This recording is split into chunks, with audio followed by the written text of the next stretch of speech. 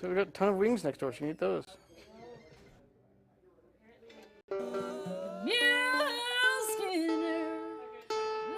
Hey guys, it is New Guitar Thursday. Cannonball!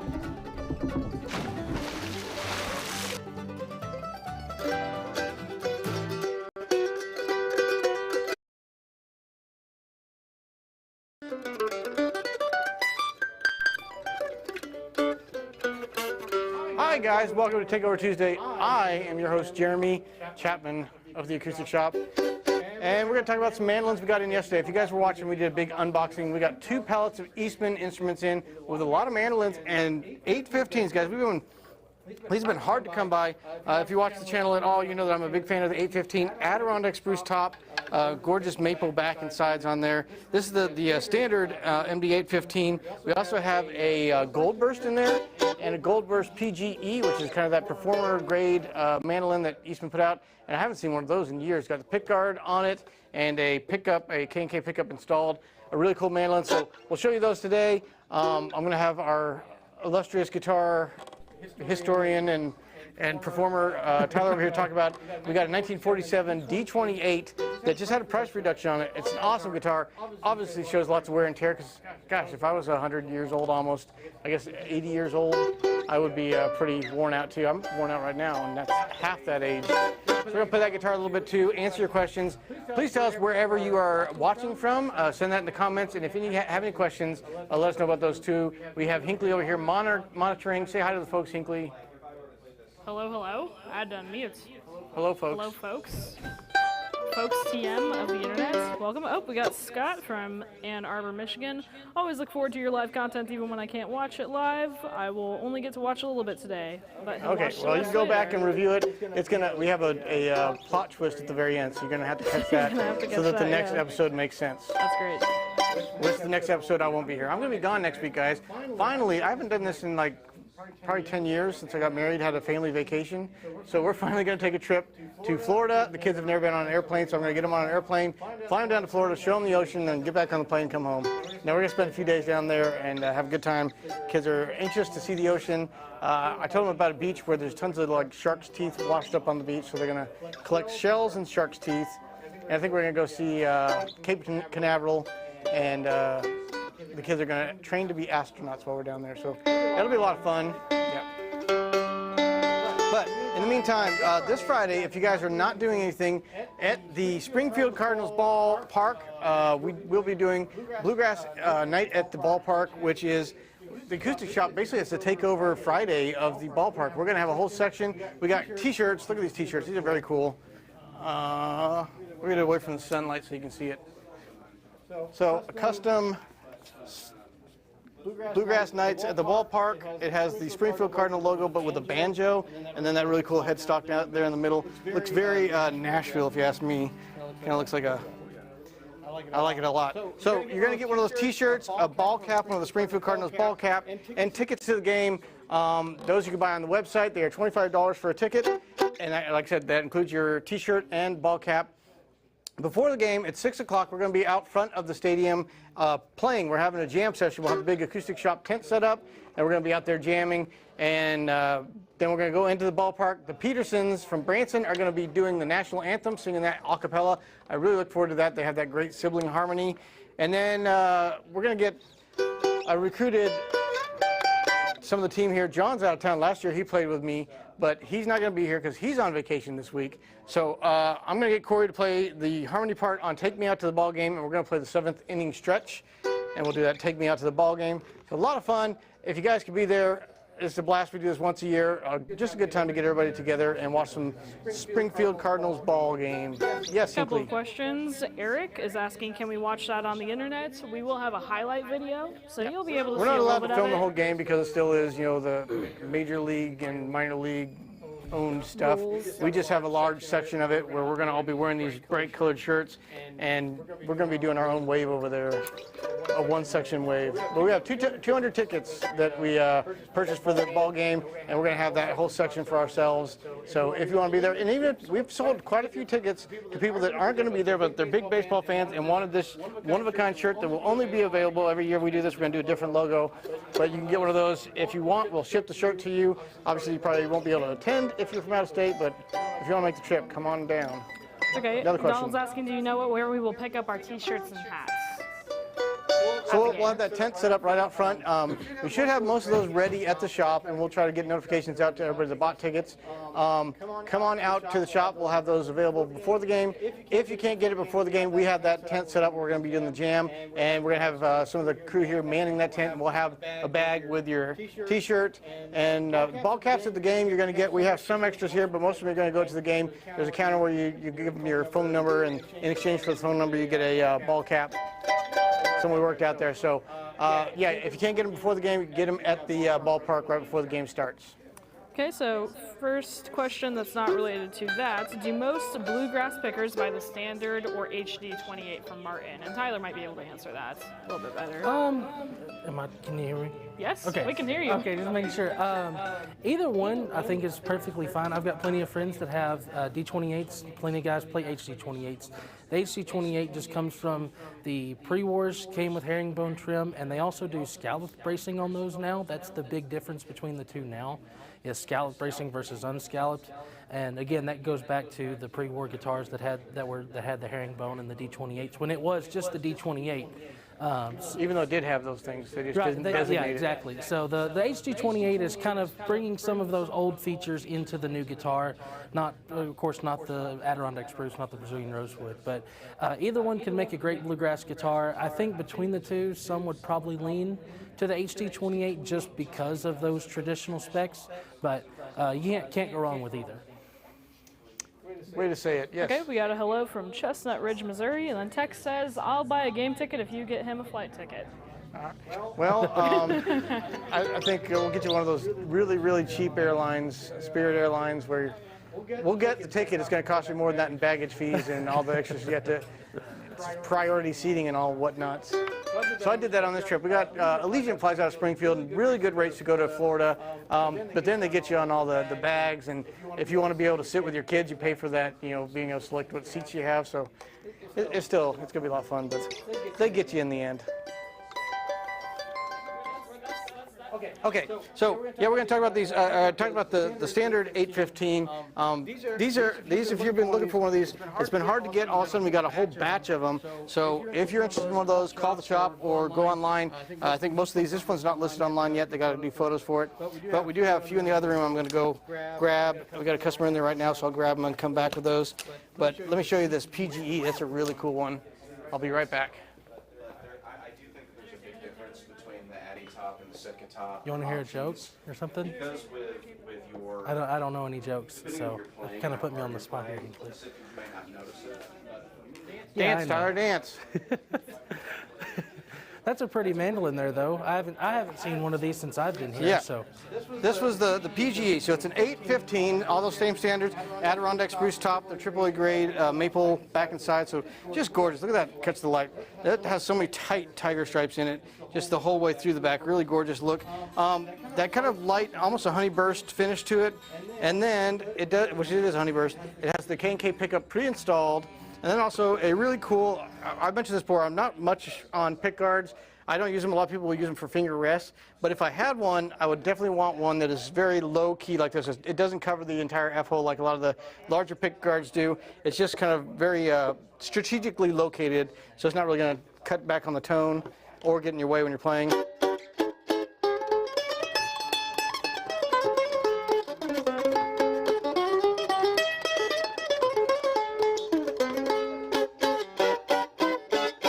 Another thing I like about the 815, it does have that fretboard extension that is scooped. I click a lot if I have one of those fretboard extensions and it's not scooped. So scooping it, can you see that there? That just means they take and basically remove the frets from that extension right there and lower it so that your pick doesn't hit it. And that's, again, just more of a traditional look. The early Lloyd Lower mandolins and the F5s had that fretboard extension, or they call it like the Florida extension. They had that extension down there. I don't know if back in the day when they were doing a lot of classical performances, if they used those very high frets, and that's why they had that, or if it was just for appearance. Either way, I tend to click a lot on that because it's just barely below the strings. I like pretty low action.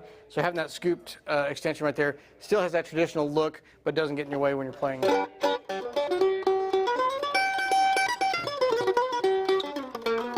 So guys, I got to tell you something really exciting. We talked last week about our big trip to Nashville for the Bill Monroe Hall of Fame 100 anniversary mandolin that we got. Jason was editing a video today that I think we're going to probably have out in the next day or two.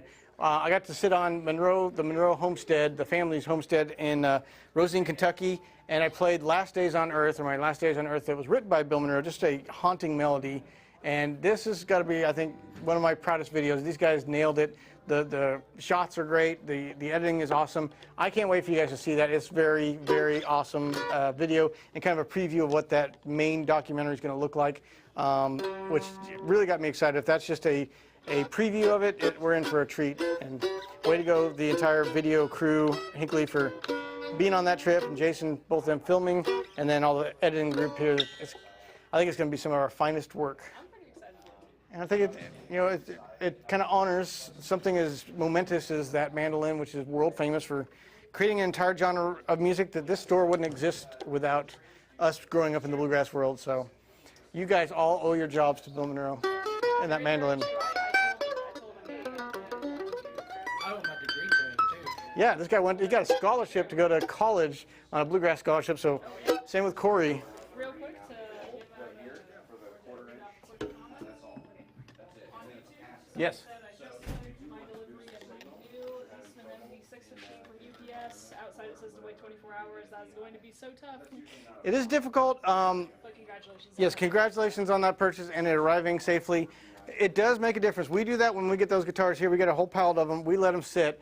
And it is just because of the extreme change in temperature. Like the instruments can handle a hot temperature or a cold temperature. They can't handle that quick switch. So if you all of a sudden take a guitar that's been out in a truck, you know, the part of this UPS strike is that most of their trucks don't have air conditioning. The UPS guys have said, and it hasn't gone on strike yet, it's a threat right now that there might be a UPS strike. But our truck driver, we talked to him, they said that they are going to be all new vehicles without air conditioning, but they don't expect to have new vehicles for like 8 more years. So the drivers aren't too happy about that. But just imagine that instrument that we shipped here was in a UPS truck, even just a delivery truck, then it goes into a semi-truck, gets on that semi-truck, driving in the sun, in the heat, wherever you're located. It's been 100 plus, I know John's on his vacation out in Vegas. It was 118 degrees when they landed in Vegas. Just, it's nuts. So your guitar, it can handle that extreme temperature if you let it slowly acclimate back into your air conditioning. If you just take that out of the box and take it out of the case and open it up and go, ooh, look at that, you can a lot of times just see the finish on them crack. And it is not good for them.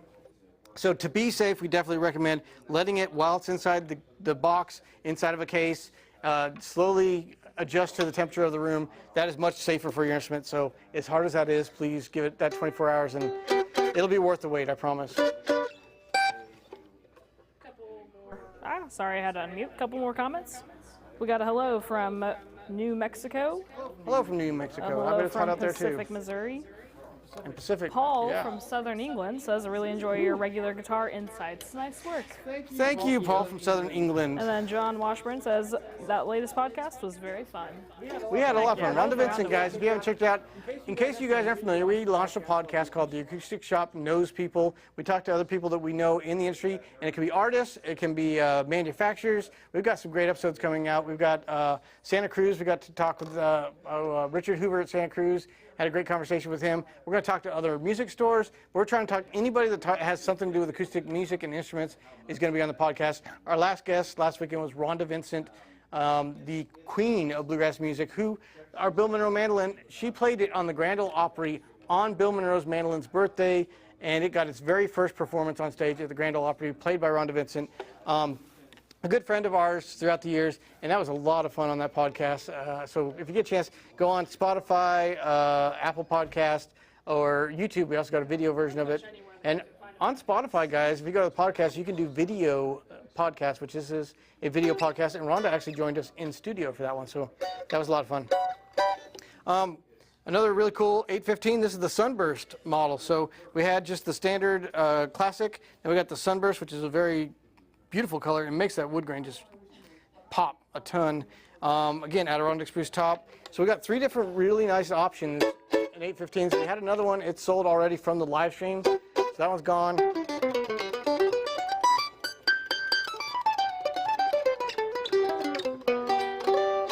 Something a little different on all 3 of those models. And another thing I forgot to mention, they have that really attractive flower pot, again throwing back to a little bit more of that traditional mandolin look. So my favorite model from Eastman, and we've got 3 very cool variations of it. All right, Tyler, do you want to sneak in the room there and grab that guitar and bring it out here? So we have a really good friend of ours, Diane Morgan, up in Washington State. One of the great promoters of the Darrington Festival up there. We love playing that festival. It's one of the most beautiful locations ever. Her husband unfortunately passed away a couple years ago, and this was his guitar for a long time. He owned this guitar for a long period, played the fire out of it, and just wore it out. And part of that is that really cool vintage tone you get is just from a guitar that's just been played, and it was meant to be played. So it definitely has the appearance of a guitar that's been played a lot of wear and tear.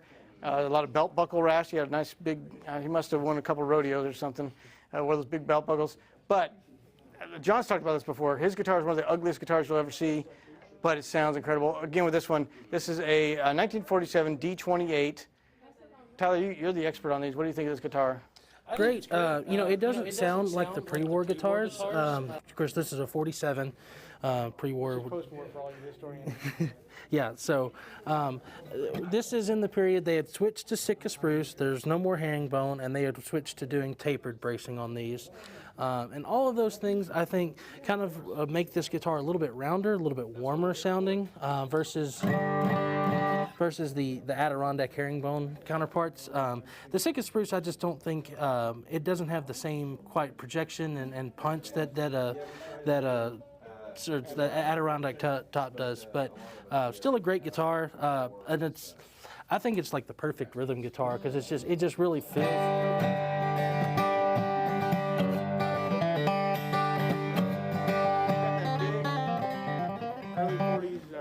Late 40s Yeah. neck. It's got that huge It's a big neck, but it's also in there. It's big, thick, but narrow because it's the 1.11/16. So if you like the narrow neck, but like a very full neck, it's a great feel. I like it. Of course, it's got the original tuners. Of course, we know the work that's been done to it. Got a few cracks on the back that were Yeah, repaired. a couple cracks on the back. I think there was one up here as well. Yeah, we have the full breakdown on our description of it, and then y'all just did a review on this a few weeks ago too.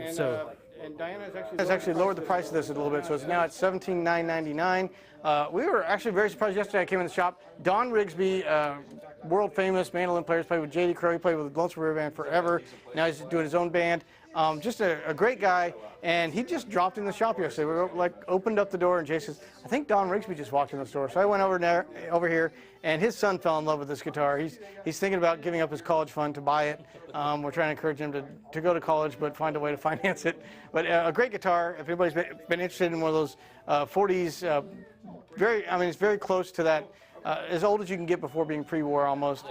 Just a really cool guitar to have in the shop, and I think right now it's priced very well. So anybody that wants that vintage look and tone, you can't beat this guitar. It's amazing, and really, because this is, like you mentioned, 17,900 or 17,009. Yeah,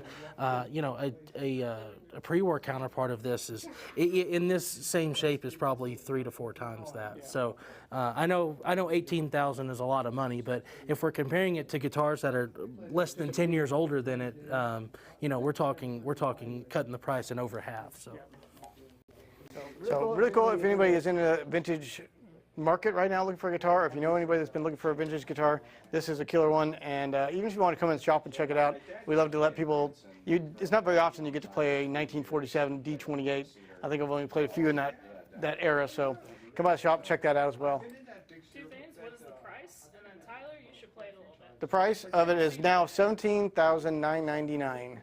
So just under $18,000. But again, we started out, I think it was at 22 or 24,000. So she did reduce it quite a bit. But if you look in the market, that is it's probably a little bit below market price right now. So she's motivated to kind of sell it. We want to help her out with that. So if you're looking for one, this is actually a really good price to get in one. This is what I would call an investment guitar, kind of like mine about a year ago. Yeah, this guitar is $18,000, but give it 5 years and that market has went up so much in the past few years. So It was interesting. We had a conversation when we did this Monroe mandolin video with George Gruen, and we were talking about the fact that the Lloyd Loar market just shot through the roof, and it was up there $250,000 for a while for Lloyd Loar mandolins, and all of a sudden it just tanked. And right now they're probably running between 90,000 and 120,000 is probably that average bell curve for the price of the Lloyd Loars. But he said, something that has always just continually gone up, and it saw a little flat line, but then just continued to go up. He said, Martins, if you would have bought a Lloyd Loar in 1923 for the $300 that they advertised them for, you would have obviously appreciated it a lot. If you would have bought a couple Martin D28s in that period, they're worth what, $280,000 for a 23. Well, you couldn't get it then. So a 40s. Yeah, the 30s. Especially, talking, $150,000 to $200,000 consistent. And they were only priced at $150 or something in 1930. So it was a better bargain to buy back then, and it appreciated, and they constantly just keep going up. So he said, really, Martin's the one investment that you can always count on going up. Sorry, I had to unmute. This is a really specific comment. What is something that I could trade close to for my new D28 if I'm wanting something a little older? Sean says, I've got a 25-year-old DCX1AE Martin, and I'd like to get into a vintage. So it's an X Series Martin, I believe. DCX1? DCX1AE. Okay. Yeah, those models I'm not as familiar with. I mean, if it is the X Series, we're talking about the laminate back and sides.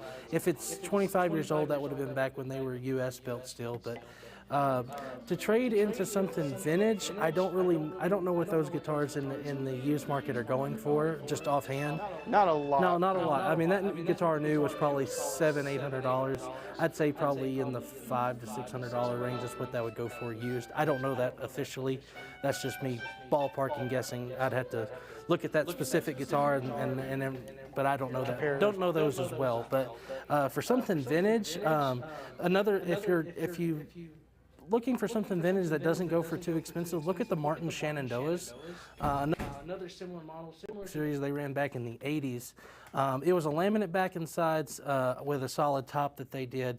A little bit more traditional build, so they looked a little bit closer to the standard line, but they were quite significantly less money. I think you can still find those used less than $1,000. So. Hopefully that helps that question. Hopefully that does help. Okay, so Alex is asking what happened to all the odd old instruments from a few weeks ago. Would love to see and hear from them. A few that are out. It's a slow process because while we have like 60 of those that we're going through, and again, there's I think there's a couple of the ukuleles. We got the Gibson. We got one of the Gibson ukuleles. We got a two Martin ukuleles. Got those out in price, and then I forget what that one is over there. I think it's just a no-name ukulele. So we got a few of the ukuleles out. We got one of the cool mandolins in this room. But we have so many of those, but we also still have customers constantly bringing in other instruments for us to consign or purchase. So we have to kind of fit those in line. This is really cool. I forget what they call this. It's a mandolinetto, which is cool. It's a very big arch top to it, almost like a violin, but then a guitar body and strung like a mandolin. Really cool big headstock. Talk about an odd instrument. I don't think I've ever seen one of these.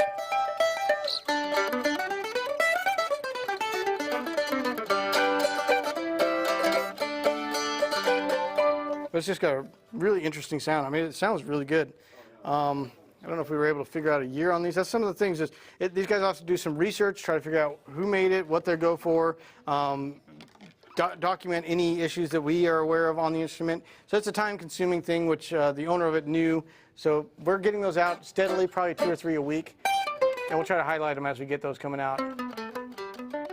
But we still have a lot of really cool ones to come. I think, did we have another banjo that got out yet? We're working on that one today. Okay. Yes. Okay, couple more questions. Tex says hello to me specifically, so thank you, Tex. Hello to you as Trying to well. get a plane ticket for the game. Exactly. All right, so John, not our John that we know, John Hicks on YouTube says, you may have answered this question already, but what work has been done to that guitar? Do you know the history to what you know? Yeah, so we know it's got a replacement bridge, replacement nut and saddle. It's had a couple crack repairs. There's 2 here, and then there's 2 here. Pickguard one maybe. There is a pickguard crack. I do believe it's stable though. Pickguard has been replaced. This isn't the original pickguard, but very And all close those cracks replica. have been repaired already. Yeah, no top cracks besides the typical B string crack, which is really nice for a guitar of this age.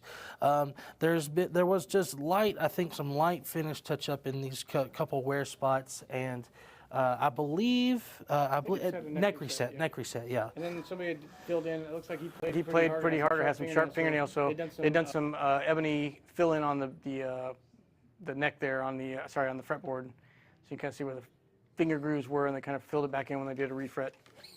Yeah. But all typical repairs you would expect for a guitar this age. I don't think I've ever seen a guitar that didn't have all those things or more happen. Neck reset's an inevitable, regardless of how well it's taken care of, and yeah. Yep, and usually a new bridge and stuff comes with a neck reset a lot of times too. So. Okay, so did all the new Addy Matty TCs sell out? I'm assuming that they're talking about Eastman, but clarify if you're not talking about Eastman. Do you know? I know we just received, I believe, 1 or 2 of the dreads again. I think. We've got one in the workshop right now. Liz was buffing up and getting all the action set on that one. Yeah. So those should be photographed and put up soon, but I think we received 2 of them yesterday. We've got a couple people that were still waiting that did special orders that get the first dibs on them. But as soon as you see them on the website, they will be available. Right now there are 2 of them, and we'll just see if the people that reserved them are ready to receive their instrument or not.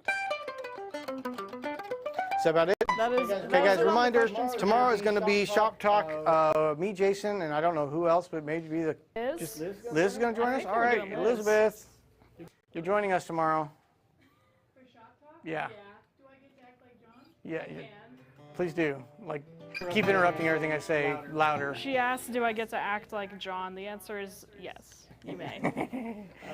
So Liz will be joining us tomorrow for Shop Talk at noon. And then Thursday, I think Trent and Austin are going to do the New Guitar Thursday. And then Friday, guys, you got to be there. It's going to be Bluegrass Nights at the ballpark. It's also Christmas in July, so they give away some baseball pendant things that you can hang on your tree. And also, they're going to do fireworks on that night. So it's going to be just a lot of family fun. If you can be a part of that, make sure you come out for that. And if you can't be there this year, we're going to try to do that every year. So plan your trip and your vacations around it. We're going to have a good grand old time. Yes? Yes? The Driftwood guitars. I just watched the video that they just put out today again on the slotting the bridge instead of the slotted bridge pins. Oh yeah, I saw that they posted. I haven't watched it yet. So yeah, very cool. Hopefully we'll get to run across those guys sometime as well. I like to watch their videos, especially when they destroy instruments. That's a lot of fun. We're gonna have to do that here at the shop. But I think we're gonna make a big announcement when we do that Bill Monroe, the music video, which is it's going to be his Last Days on Earth performance. I'm just blown away with how good these guys did with that, and I can't wait to share it with the rest of you guys. We will see you tomorrow at noon for Shop Talk, and until next time, we'll try to get more of these instruments out for you guys to see, and hopefully come by the